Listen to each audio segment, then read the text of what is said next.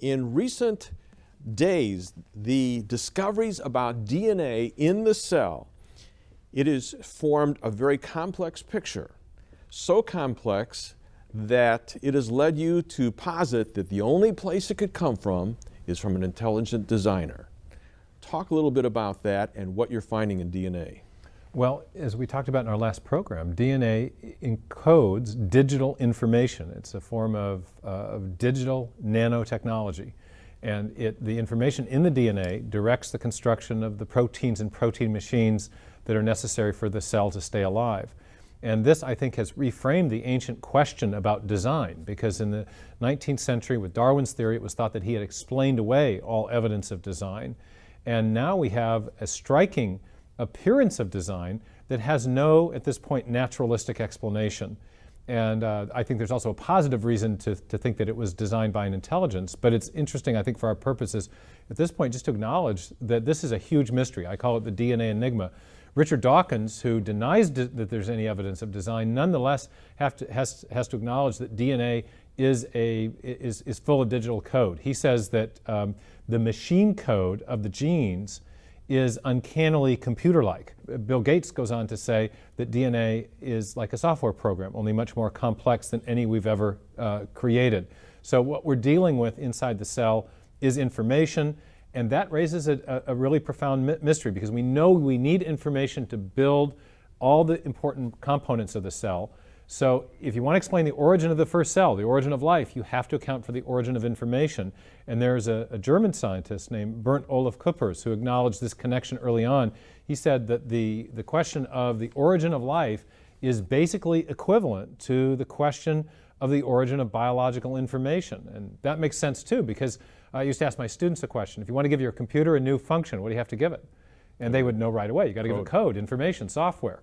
And the same thing is true in life. There's a connection between information and new form and function. And if you want to get a functional living organism off the ground, you got to have that information. So that's the DNA enigma. That's the big mystery that has to be solved. And it's a lot of information. It's not just a few things. It's a lot of things in a lot of different parts that are all programmed to work together.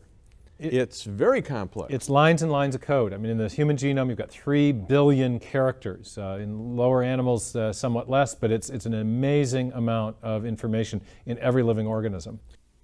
This has been an ATRI production. כולם איתי כל הפרטים. בשנת אוקטובר 86, כשאתה היית פתק בכותל, או לפני זה, אני חקרתי במכון ויצמן בתור רופא. הייתי מדען במכון ויצמן, וחקרתי את ה-DNA של חולדות, עכברים, קופים ובני אדם. 18,000 רקמות של כבד, כליות, שרירים, גם עיניים, האיריס שבתוך העיניים. קיבלתי רקמות ובדקתי אותם במיקרוסקופ האלקטרוני. לידכם, ילדים, המיקרוסקופ האופטי שאתה מסתכל ככה, מגדיל 10,000. המיקרוסקופ האלקטרוני מגדיל 1,000,000 פעם. אתה נכנס למפנוך של החומר. מיקרוסקופ אלקטרוני זה לא ככה, זה מחשב גדול, ענק, טלוויזיה, ואתה רואה, מה שהוא רואה ומראה לך, זה אתה. סבבה, מדע, לא דת, מדע. ויש תוכנה במחשב שמדברת איתי. מה קורה פיזיולוגית? שהסליל לא יתפוצץ, לא ייפתח, אומר לי שמדי פעם, sometimes, התוכנה באנגלית, יש גשר של גופרית שעושה שהסליל לא ייפתח. רואים את הגשר? גשר שמחזיק את הסליל, יפה, מחזיק אותו. שאלתי שאלה של $1,000, שימו לב. שאלתי את המחשב, מתי מופיע הגשר? אז המחשב אומר לי שיש חומצות נוקלאידיות על הבסיס של הסליל. יש 4 חומצות, אדנין, תימין, ציטוסין, גואנילין, ATCG, שזה החומצות הנוקלאידיות של הסליל. זה עובדה מדעית. והגשר של גופרית, סולפורו, הופיע ככה. כל 10 חומצות גשר, כל 5 חומצות גשר, כל 6 חומצות גשר, כל 5 חומצות גשר. אמרתי, מה? גשר של גופרית שגורם שהסליל לא ייפתח. ילדים, מה זה 10, 5, 6, 5? גימטריה של י', ה', ו', ה'. תתה בתוך ה-D.N.A. כמו רמברנט, שעושה ציור וכותב למטה, רמברנט, אני עשיתי אותך. תתה חתם את החתימה שלו, את השם שלו, בתאים שלך, בכל הגוף. גיליתי תתה. Part 4. God's true name is recorded within our DNA. So let me go ahead and explain. Our chains of DNA contain 4 nucleotide base pairs called adenine, guanine, thymine, and cytosine. And then there's a unit within the DNA strand called a sulfuric bridge. This sulfuric bridge holds our entire DNA strand together, and it only appears after every 10 nucleic acids have been laid down, and then after every 5 nucleic acids, and then after every 6, and then again after every 5 nucleic acids. So we get this repeating numerical value of 10, 5, 6, 5 within our DNA strand. Well, it turns out the biblical name of God, Yahweh, contains the same numerical value as our DNA strand. Yod-He-Vav-He, 10, 5, 6, 5. What's even more interesting is that if you take the Hebrew name of God, Yahweh, and place it on its side, you get the image of a human being. Part 3 of this video series suggests that DNA is a language. Many people were wondering what God made the language of DNA. Well, it's signed by the biblical God, Yahweh.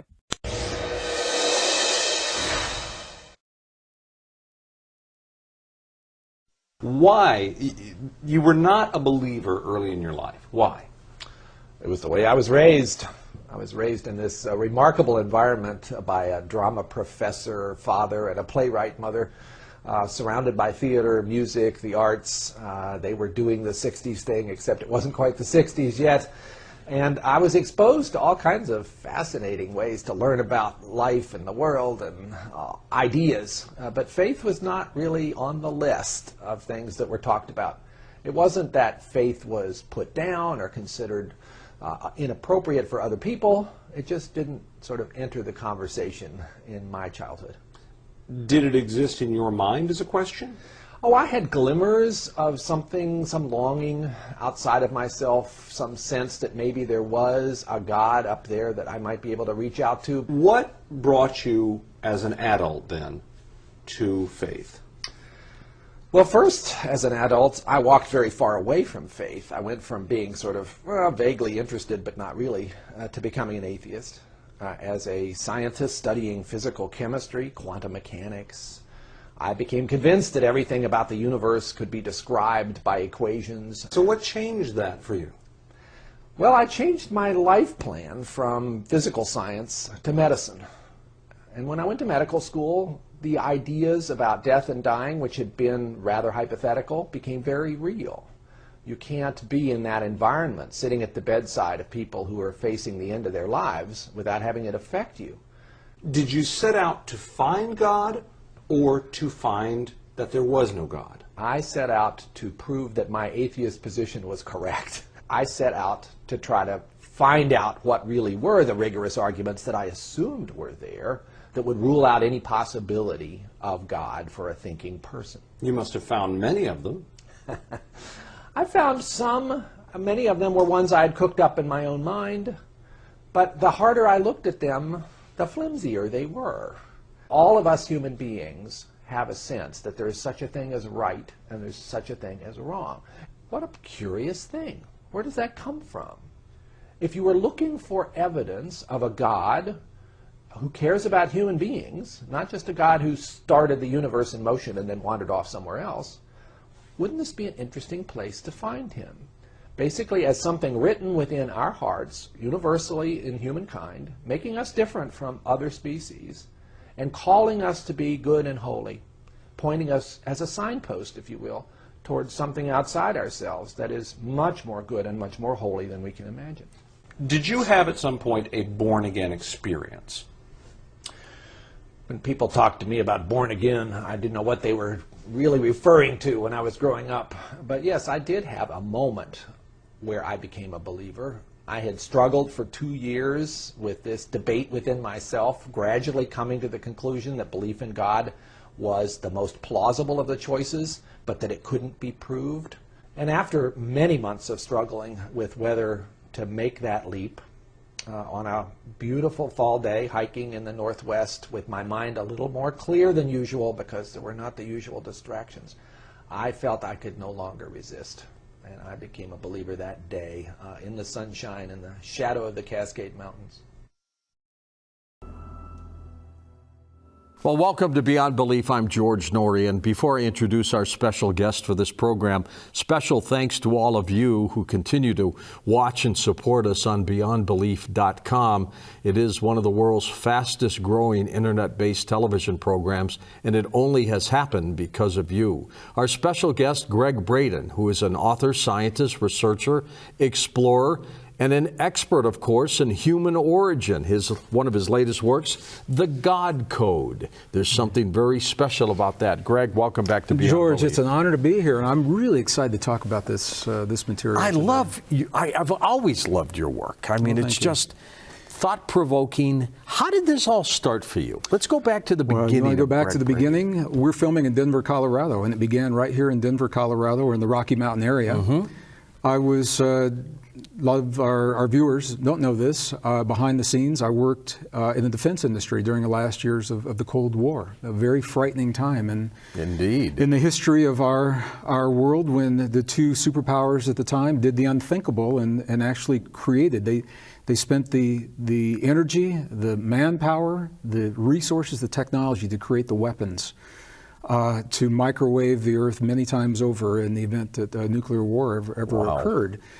It was during that time, George, I mean, if you can imagine, I found myself working behind the scenes writing software for the missile program, supporting that effort by day and by night. Ever since I was young, I've been a scholar of some of our most ancient and cherished spiritual traditions and some of the most mysterious texts of our past. And I have felt for a very long time, George, that if we knew where to look in the past, that we would find the key and perhaps a message from our ancestors that would help us to transcend the differences that have led to the great wars of the 20th and now the 21st century, and at that time, the kind of war that I was supporting. So it was during that time that I began a search and a research of comparative traditions, helping us to understand our origins. Because my thinking was, if we could find a way to show beyond any reasonable doubt, beyond the superficial, outward demonstrations, that we are actually we are one. And for some people, it's a very New Age sounding hope or wish, but I think there's a lot of power in showing that unification is possible, helping us to transcend those differences. So my journey began to take me back into older and older and older texts, cutting through the red tape. And we're almost obsessed with it. And the religions, well, I would say passionate. I prefer passion over obsession. My wife would probably say I was obsessed. Yeah. So, because the clues, every time I would find a clue, George, and I think, okay, maybe this is it, and then it's not going to go anywhere else, it would open the door to something else, and open the door to something else. And that led me from the textbooks onto a series of journeys. My first journey was in Egypt in 1986. And what I found in Egypt on the temple walls led me into the highlands of the Andes Mountains of southern Peru, which directed me right into the Tibetan plateau and the temples and the monasteries in Tibet. As a scientist, my thinking is, if I'll speak about myself personally, if I can find the information least disturbed by the modern world, that's where it will be most intact. And to go to those places, you've got to make the effort to get there. They're some of the most magnificent, beautiful, remote, isolated, pristine places remaining on the world. Did I say remote, by the way? Because they are. But it's in the monasteries, in the nunneries, where many of these texts are preserved, and they've been largely forgotten. It's really amazing texts. Well, they are. So as I began my search, my thinking was, if we could really pin down our origins, the science, the best science of the 21st century is now overturning so many of Darwin's ideas. And by the way, Darwin was open to that. He was willing for his ideas to fall. He viewed them as stepping stones toward greater understandings. So Darwin was okay with that. And I began to see a connection in the texts that was not accounted for in the theories of evolution. And it is a connection that is very controversial today. Now, Darwin didn't have access to the tools and the technology. He certainly didn't have the DNA databases that we have today. So this is where I began. Part of my job in software development was in writing pattern recognition software. And I've searched patterns ever since I was a kid. So you applied it to this? Sure, it comes very naturally for me. I used to look at patterns on, flashing patterns on blinking lights on Christmas trees, and I mean, you see them everywhere.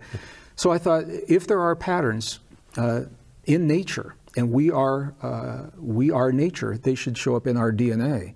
And it was in the 80s when the DNA databases, we could actually begin to access them without being part of the research projects. So to make a long story really brief, what I found was in one of the most obscure and ancient of the texts, a book called the Sefer Yetzirah. What is that? It is a Hebrew text that has only been translated a couple of times of a couple of authors into English. It's so mysterious, George, that very few scholars even want to talk about it because they don't know what to say about it. It's a brief text. It's only about 2,000 lines. All right. And it is written as if an observer were present the day that the Creator created humankind, step by step. However, it's written in a language that doesn't make a lot of sense. Is it like Genesis or totally different? It's very different from Genesis. I think Genesis probably partially derived from this text, the Sefer Yetzirah, which is the book of creation. It literally translates to the book of creation. So it was as if someone were watching the Creator actually create the first person. Doing what he did. Doing what he did, but it is not written scientifically. The bottom line to what the text is saying is that through language, humankind was created. And that doesn't make a lot of sense. Explain that. If you take it literally. But as I began to follow the instructions as the author created them in this text, and this, George, to me, this is the power of transcending the boundaries between science and spirituality. Because if a scientist only looked at the elements of life, you'd never make this discovery. If you only look at the spiritual text, you would never make this discovery.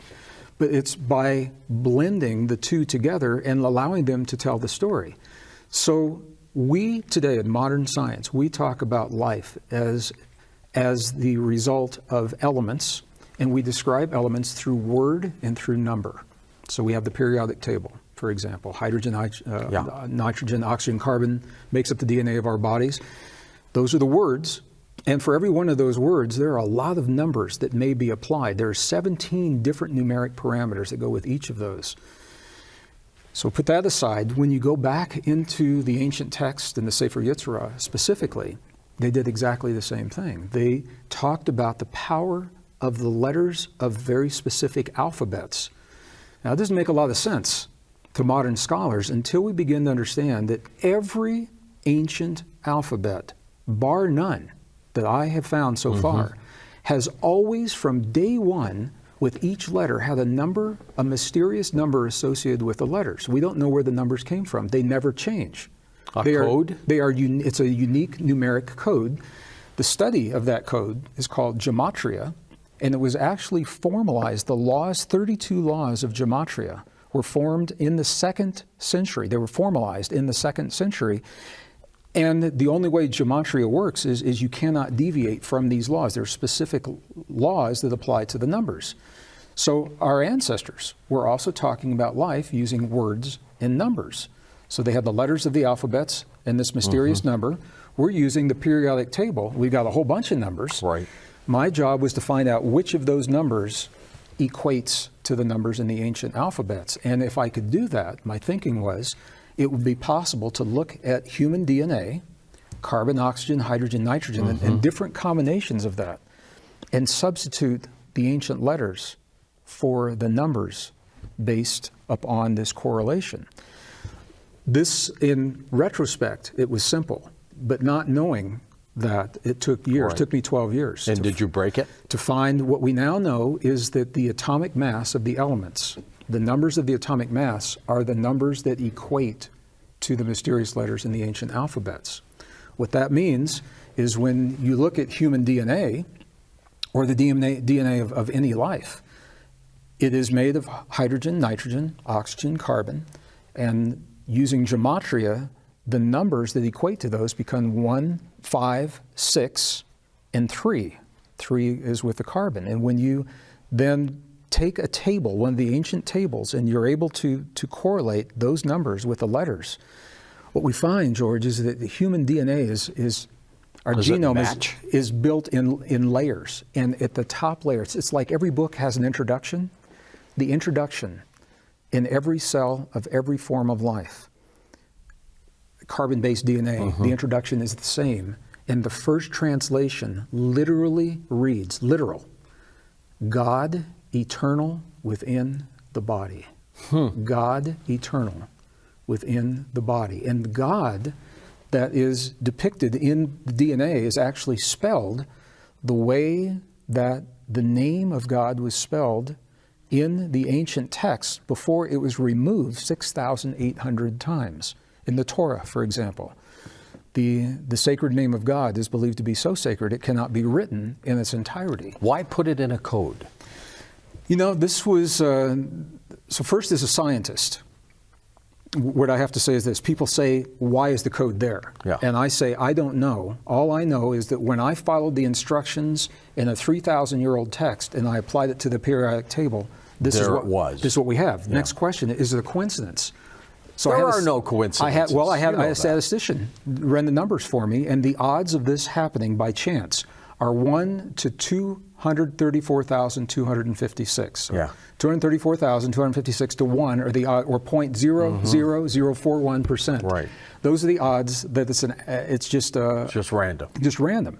Now, those aren't astronomical odds. I thought it might be like 1 to a bajillion, you know. But when you take into account, they're still high. Not only is the language there, but when you take into account what the words say, that those words actually have meaning, God eternal within the body. And they all say that. The first letter in all human DNA, if you can look at what's called the genetic code, CTAG, every one of those is made up of combinations of carbon, oxygen, hydrogen, nitrogen. Right. And they are arranged, I don't want to be really technical when I talk about this, but they're arranged different numbers of carbon, oxygen, hydrogen, nitrogen atoms. So within each of the DNA bases that make our DNA as it is, there are different combinations of CTAG that break down to different combinations of God eternal within the body. And the God within our cells, within our DNA, is literally the same spelling of the God that was taken from those texts. Now here's the beauty, I just have to say this. All right. My first fear was I found it in the Hebrew language, and I said, does that mean, could it actually be divisive if it only is found in one language? And when the research went to its fruition, what we found is it is in Hebrew and Aramaic and Sanskrit, 3 of the root languages. The same thing. Exactly the same thing. So in Hebrew, Aramaic, and Sanskrit, the code for those letters translates precisely the same in the human DNA. That's the first layer. In your opinion, that slogan, God eternal, is in the body. What did that mean? What it tells me is because the odds of that happening by chance are astronomical, are steep, it tells me there's an intentionality. Now, who or what, I don't know the answer to that, but it tells me that that the DNA, the way it's formed, it is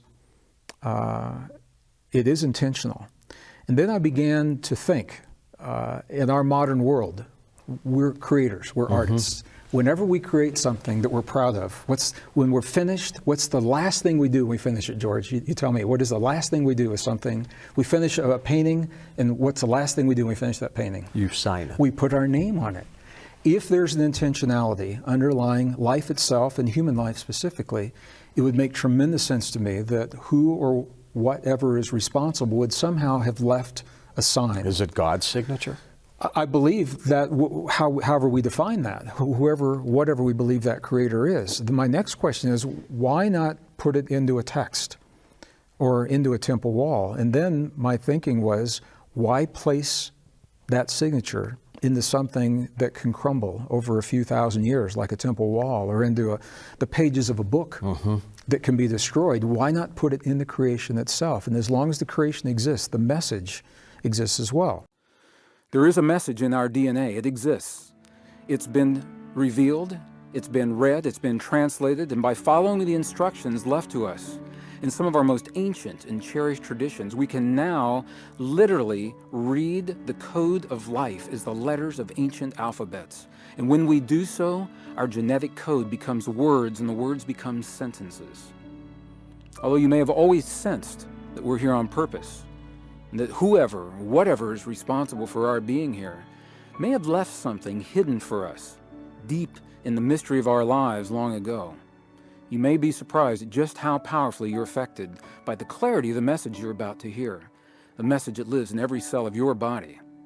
Well, as you can imagine, the emotional experience that goes along with researching this kind of information has had a tremendously profound and powerful effect on me personally.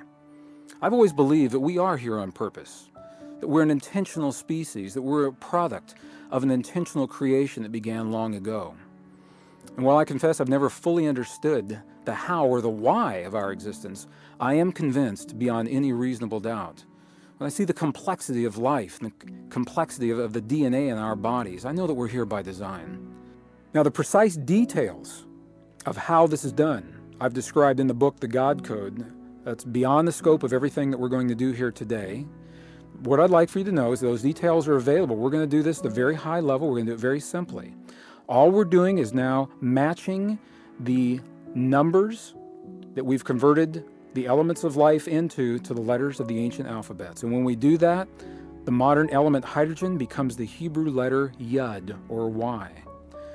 The element nitrogen becomes the Hebrew letter He, or H. The element of oxygen becomes the Hebrew letter V, or Vav. The modern element carbon becomes G, or Gimel.